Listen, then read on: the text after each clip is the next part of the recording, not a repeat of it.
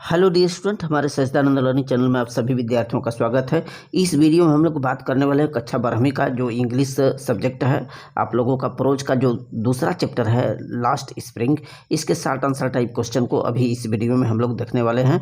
यदि पहला जो चैप्टर है द लास्ट लेसन, इसके शॉर्ट आंसर टाइप क्वेश्चन और लॉन्ग आंसर टाइप क्वेश्चन को यदि आप नहीं देखे हैं तो इसी वीडियो के डिस्क्रिप्शन में जाइए, वहाँ पे लिंक पड़ा हुआ है, जाकर के चेक कर सकते हैं। साथ ही साथ इंग्लिश क्लास 12th का जो NCERT बेस्ड हमने एक प्लेलिस्ट बनाया है, डिस्क्रिप्शन में पड़ा हुआ है, उस पर जाकर के सभी चैप्टर आप इंग्लिश क्लास 12th की सभी चैप्टर की प्रिपरेशन कर सकते हैं और अपने आगामी एग्जाम की अच्छे से तैयारी कर सकते हैं।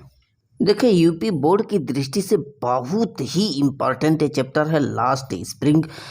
प्रति वर्ष इस चैप्टर से बोर्ड में टचिंग क्वेश्चन आते हैं। निश्चित तौर पर सभी इम्पॉर्टेंट क्वेश्चन है, सभी महत्वपूर्ण क्वेश्चन है। देखिए, पहला प्रश्न, व्हाई डिड एनिस जंग ask Sahib about the school.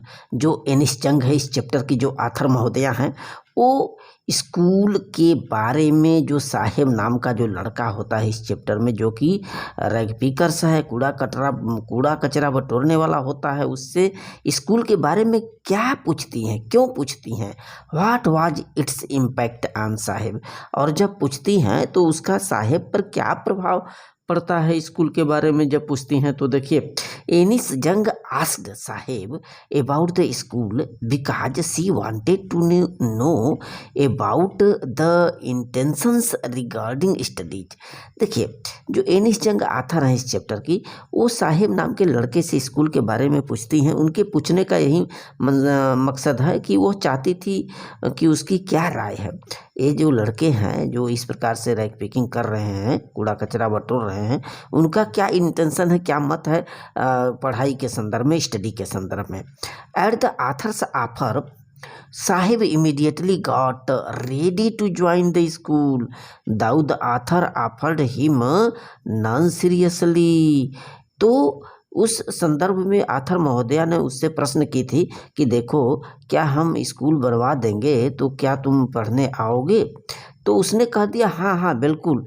तो हालांकि इतना सीरियसली, बड़े मजाक में वो बोली थी स्कूल क्या बनवाएंगी, बस नॉन सीरियसली, इतना गंभीरता पूर्वक नहीं बोली थी। वो तो बस यूं ही मजाक में कह दी थी। लेकिन वो लड़का उनसे पूछ पड़ा कि आपका क्या स्कूल रेडी हो गया है। तो तुरंत इमीडिएटली मैंने तुरंत वो रेडी हो जाता है कि चलिए आप स्कूल बनवाइए, मैं स्कूल पढ़ने आऊँगा जाऊँगा। तो ये उसका वचन रहा लड़के का साहेब का। अगला क्वेश्चन नंबर दूसरा देखिए, why did Saheb and other rag pickers not wear chappals, what excuse did they give for it. तो इस चैप्टर में आगे जो प्रश्न है दूसरा बहुत ही इंपॉर्टेंट है। इसमें ये प्रश्न कर रहा है कि साहेब और अन्य जो कूड़ा कचरा बटोरने वाले लड़के थे, वो चप्पलें क्यों नहीं पहना करते थे, और उन्होंने इसके लिए क्या एक्सक्यूज माने बहाना बनाया या इस संदर्भ में अपना प्रत्युत्तर दिया। तो देखिए, क्या रीजन था कि जूते चप्पल ये बच्चे नहीं पहना करते थे। तो Sahib and other rag pickers did not wear chappals because it's their tradition, क्योंकि ये उनकी परंपरा होती है। टू वांडर बेयर फूट, इसी तरह से नंगे पैर वांडर माने घूमते रहना, भटकना, कभी यहाँ कभी वहाँ। And they did not like to wear them either, और दूसरा ये बात कि वो उतना पसंद भी नहीं करते थे कि चप्पलों को पहने ना पहने, ये सब उनके बस माने लाइकेन में नहीं था। They excused their mother did not bring them down from the self. तो उन लोगों ने यही बहाने बनाए कि उनकी जो माँ है, सेल्फ से, ताक से, ऊपर से जो अटारी होता है या ताक होता है, उस पर से उनके जूते चप्पल नीचे नहीं उतारी हैं, इसलिए वो नहीं पहना करते। इस प्रकार का जवाब दिया गया उन बच्चों के द्वारा। प्रश्न संख्या तीसरा देखिए, how many rag pickers used to live in Seemapuri Delhi. तो सीमापुरी में तकरीबन ऐसे कितने रैग पिकर्स, कूड़ा कचरा बटोरने वाले रहा करते थे। How did they settle there, और वे वहाँ पे कैसे स्थापित हो गए, आकर के सीमापुरी में कैसे बस गए। आइए इसके आंसर को चेक करते हैं। देखिए, in Seemapuri Delhi more than 10,000 rag pickers used to live. तो लगभग 10,000 से भी ज़्यादा वहाँ पर रैग पिकर्स रहते थे। सीमापुरी जो दिल्ली के बॉर्डर पर था, और they have lived there for more than 30 years as they are the squatters who came from Bangladesh in 1971। तो 1971 में वो बांग्लादेश आए थे और यहाँ आकर के जो है सीमापुरी में बस गए थे, यहाँ के बासिंदे बन गए थे, गैर बासिंदे हो गए थे और इनको आए हुए लगभग 30 वर्षों से भी ज़्यादा वक्त हो गया था। अगला क्वेश्चन देखिए, question number 4th, what was the meaning of garbage for children. तो बच्चों के लिए गार्बेज माने कूड़ा कचरे का क्या अर्थ होता है और what did they find in it, और इसमें उन्हें क्या मिलता था। तो गार्बेज यानी कूड़ा कचरा का क्या आशय है उनके लिए, बच्चों के लिए जो कूड़ा कचरा बटोरने वाले बच्चे होते हैं, और जो है उस कूड़े कचरे में उनको क्या चीज़ मिल जाया करते थे। देखिए, for children garbage was wrapped in wonder. तो बच्चों के लिए आश्चर्य में लिपटी हुई कोई चीज हुआ करती है, wrapped in wonder. In it they sometimes found a rupee even a 10। तो इस कूड़े कचरे में गार्बेज में उनको कभी कभी 1 रुपये मिल जाता है और कभी कभी 10 रुपये के नोट भी मिल जाया करते हैं। अब सोचिए 1 रुपये 10 रुपये मिल जाएंगे तो अपना तलाश तो जारी ही रखेंगे। And therefore they did not stop scrounging in hope of finding more. तो इसीलिए वो अपना जो खोजबीन करने का सिलसिला था, स्क्राउंगिंग खोजबीन करते थे, खोजबीन करना बंद नहीं करते थे और ज़्यादा तलाश करते थे। फाइंडिंग मोर, काश अब मिल जाए, कुछ मिल जाए, माने एक तरह से उनके लिए वंडर था। प्रश्न संख्या 5 देखें, why did Saheb join the job at milk booth. तो जो साहेब नाम का लड़का होता है, मिल्क बूथ में आखिर नौकरी क्यों किया। What was he paid his service, और वहाँ उसके सर्विस के बदले में क्या उसको अदायगी किया जाता था। देखिए गरीब था इसीलिए न वहाँ पर ज्वाइन किया। वही चीज़ है कि Saheb join the milk booth अब्लिक tea stall because of poverty. गरीबी के चलते चाय वाली दुकान अथवा दूध वाली दुकान पे काम करना शुरू किया, ज्वाइन किया। There he was paid 800 rupees, और 800 रुपये उसको मिला करता था। And all his meals but he had work harder. और दिन भर का भोजन भी दे दिया जाता था वहाँ पे, लेकिन कठिन परिश्रम करना पड़ता था। And boundedly there because he was no longer his own master.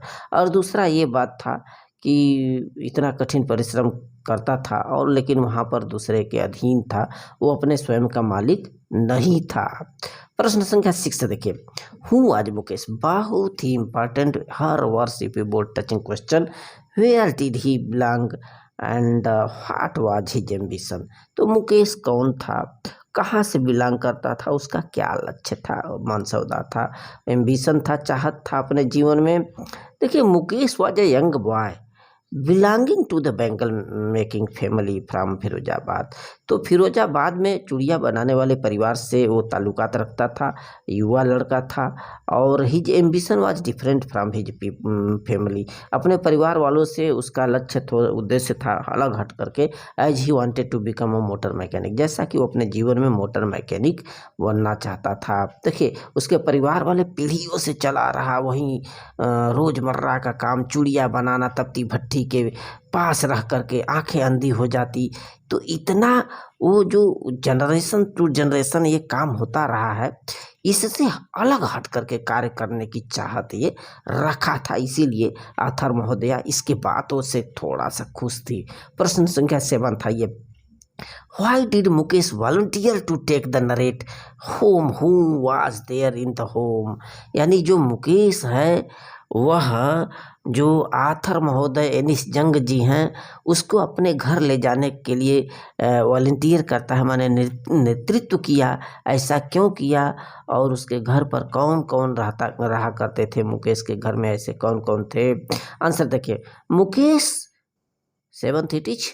देखिए, Mukesh volunteer to take narrator to his home because his house was being rebuilt. देखिए, जो मुकेश था आथर महोदय ने इस जंग जी को अपने घर ले जाने का नेतृत्व इसलिए किया कि उसको लगा ना कि हाँ चलिए इनको हम दिखा दें अपने घर को, क्योंकि अब मेरा घर पुनः दोबारा निर्मित हो रहा है, रीबिल्ट हो रहा है, तो पुनः से बनाया जा रहा है, तो क्यों ना हम इनको दिखाई दें अपने यहाँ का बिजनेस व्यापार घर। And he wanted to show it to her, उनको दिखाना चाहता था। तो in the home there were Mukesh elder brother, और उसके घर में मुकेश का बड़ा भाई होता था और उसकी पत्नी होती थी, मुकेश के पिता होते थे, एंड ग्रैंडफादर और दादी माँ एंड यही सब उसके परिवार में रहा करते थे। अब क्वेश्चन नंबर 8 था, ये चेक करते हैं। इट इज हिज कर्म his destiny who said this and why. यही उसका कर्म है, यही उसका भाग्य है, डेस्टिनी है। ये जो शब्द थे किसने कहा और क्यों कहा, देखिए बहुत ही इम्पोर्टेंट। इट इज हिज कर्म his destiny, Mukesh grand mother said this, Mukesh की दादी माँ ये शब्द बोली थी। Because she has watched her own husband go blind with the dust from polishing the glass of bangles, क्योंकि मुकेश की जो दादी माँ होती हैं उन्होंने अपने आँखों के सामने अपने हस्बैंड को अंधे होते हुए देखा। कैसे? With the dust from polishing the glass of bangles, तो ये कांच की जो चूड़ियाँ होती हैं उस पर पॉलिश करते करते उसके धूल से उनके आंखें अंधी हो गई। ऐसा मुकेश की जो ग्रैंड मदर होती हैं देखी थी अपने लाइफ में, इसीलिए तो बोल पड़ी यही उसका कर्म है, यही उसका भाग्य है। अब the bangle she said that god given line as can never be broken, और यह भी शब्द बोली कि ये जो भगवान प्रदत्त ये चली आ रही वंश परंपरा है क्या कभी टूट सकता है? पीढ़ियों से चूड़ियाँ बनाने का काम लगातार, क्या कभी इसमें अड़चन आएगी? टूटेगा यह सिलसिला, ये बोली थी ग्रैंड मदर। 9th क्वेश्चन देखिए, what does the bangles symbolise, चूड़ियाँ किसका प्रतीक होती हैं? What is its role bangle makers of Firozabad, तो चूड़ियाँ किसका प्रतीक होती हैं? फिरोजाबाद के चूड़ी निर्माताओं की क्या रोल होती है, भूमिका होती है? आइए चेक करते हैं, काफ़ी इंपॉर्टेंट क्वेश्चन है। देखिए, the bangles symbolises an Indian women's suhag, जो चूड़ियाँ हैं एक भारतीय जो स्त्री होती है उसके सुहाग का प्रतीक होती हैं, सिंबलाइज होती हैं। The bangle makers of Firozabad produce the largest quantity of bangles in country for all women, और फिरोजाबाद के जानते हैं ना, फिरोजाबाद के हर एक गली में, हर एक आंगन में, हर दूसरे आंगन में चूड़ियाँ ही चूड़ियाँ बनती नज़र आती हैं। तो वहाँ ढेर सारी चूड़ियाँ बनती हैं, number of quantity, large quantity, बड़ी मात्रा में चूड़ियाँ पूरे देश के औरतों के लिए बनाई जाती हैं। प्रश्न संख्या 10 देखें, why could the bangles maker not organise themselves, आखिर स्वयं में वो इंटू अ कोऑपरेटिव, स्वयं में वो संगठित क्यों नहीं हो जाते, एक संगठन क्यों नहीं बना लेते, जो सीमापुरी वहाँ जो फिरोजाबाद के जो इस प्रकार के बैंगल मेकर है, चूड़ियाँ बनाने वाले हैं। और यदि ऐसा करेंगे, आपस में कोऑपरेटिव कोई सह संगठन बना लेते हैं तो क्या होता है, सहकारी समिति यदि गठित भी कर लेंगे तो उनको किस प्रॉब्लम का फेस करना पड़ेगा, समस्या का? तो आइए आंसर को देखिए, the bangles makers could not organise, माने वो संगठित हो ही नहीं सकते, देमसेल्फ इनटू अ कोऑपरेटिव, एक सहकारी समिति के रूप में। Because if they do so, यदि ऐसा करें, मान लीजिए संगठन है उन लोगों का, यदि संगठित हो जाएं तो होगा क्या, they are hauled up by the police, police के द्वारा उनको पकड़ लिया जाएगा, beaten and dragged to jail, उनकी पिटाई होगी, उनको पीटा जाएगा, उनको घसीटते हुए, ड्रैग्ड करते हुए जेल ले जाया जाएगा। इसीलिए कोई हिम्मत नहीं करता कि संगठन हो जाए, संगठित हो, उनके खिलाफ आवाज़ उठाए। They face the middle man police and other selfish people, तो ये लोग जो मध्यस्थकारी होते हैं, बिचौलिए होते हैं, जिनको कहते हैं पुलिस होते हैं, पॉलिटिकल लोग होते हैं, राजनीतिक व्यक्ति होते हैं, ब्यूरोक्रेट्स होते हैं, तमाम स्वार्थी व्यक्ति होते हैं, उनका सामना करते हैं। आगे क्वेश्चन नंबर 11 चेक करिए, what was the importance of garbage for children in Seemapuri, Seemapuri में बच्चों के लिए गार्बेज का क्या महत्व है, क्या भूमिका है? आइए चेक करते हैं। तो garbage for children in Seemapuri is very important because the garbage becomes wrapped in wonder, क्योंकि बच्चों के लिए ये आश्चर्य में लिपटी हुई चीज़ होती है। उनको लगता है अरे आगे हमें क्या मिलेगा, आगे क्या मिलेगा, तलाशते रहते हैं। कभी 1 रुपये तो कभी 10 रुपये मिल जाया करते हैं।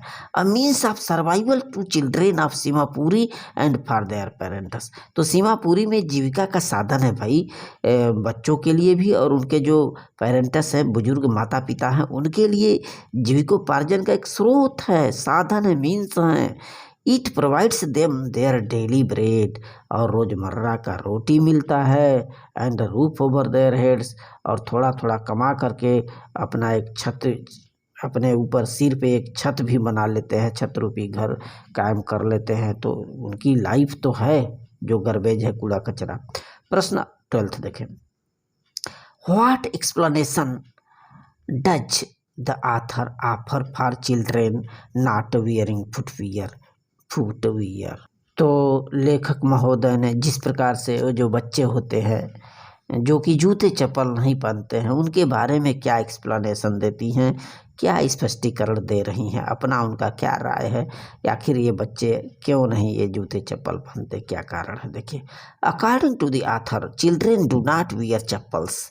तो आथर महोदय के अनुसार ये सब बच्चे जूते चप्पल नहीं होते उनके पैरों में, because it is their tradition to stay barefoot. तो कुल मिलाकर के उन्होंने समझा कि अरे ये तो इन लोगों की परंपरा है, कोई पैसे वैसे की कमी यहाँ पर नहीं नज़र आती, ये एक ट्रेडिशन बन गया है इस तरह से कूड़ा कचरा बटोरना बगैर किसी माने जूते चप्पल पहने, नंगे पैर।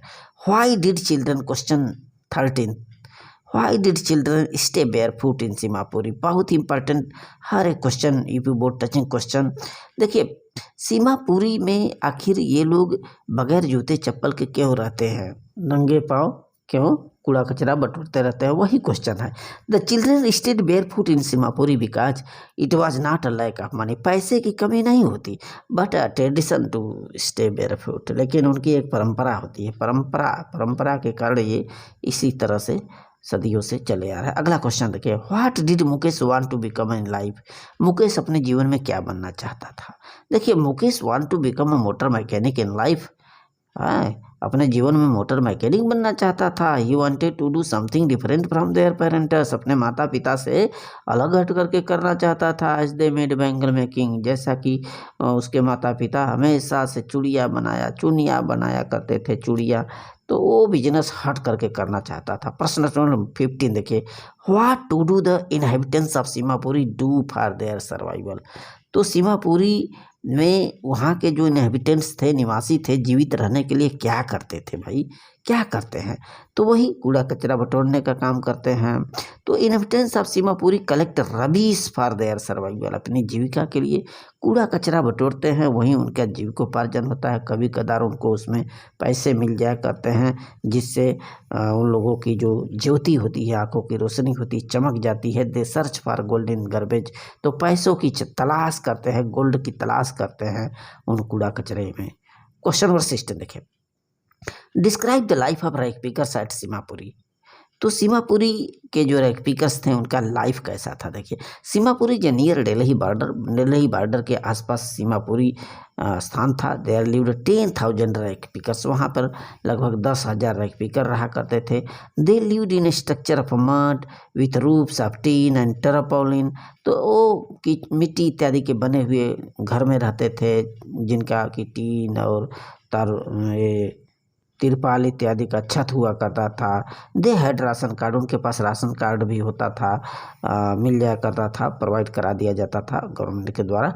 Garbage to them is gold, और ये जो कूड़ा कचरा था उनके लिए एक पैसे की तरह था, और इस तरह से तलाश और अपना जारी रखते थे। क्वेश्चन नंबर 7 देखिए, where is Seemapuri situated? Seemapuri कहाँ स्थित है? वही चीज़, Seemapuri is place on periphery of Delhi 8 miles away from its metaphorically. तो लाक्षणिक तौर पर, मेटाफोरिकली माने लाक्षणिक तौर पर देखा जाए तो ये जो सीमापुरी है काफ़ी दूर है। हालांकि ये दिल्ली जो बॉर्डर है, पेरीफेरी है, सीमा है, उसी के आसपास है, लेकिन लाक्षणिक तौर पर देखा जाए तो ये मीलों दूर है वहाँ दिल्ली से। तो ये स्थान है। क्वेश्चन नंबर 18 देखें, what does garbage means to the elderly people. ये तो बड़े लोगों के लिए गार्बेज का क्या अर्थ है, कूड़ा कचरे का क्या अर्थ है। तो for the elders it is the means of survival, it is the means of survival. माने बड़े लोगों के लिए जो कूड़ा का अर्थ है, कूड़ा कचरा का अर्थ है, उनके लिए जीविका का साधन हुआ करता है, जबकि बच्चों के लिए आश्चर्य में लिपटी हुई कोई चीज हुआ करती।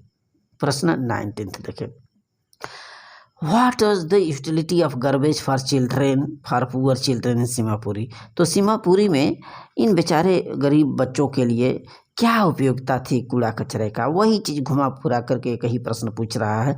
For children garbage was wrapped in wonder, तो आश्चर्य में लपटी हुई कोई चीज़ तो हुआ करती थी बच्चों के लिए जो गार्बेज होती थी।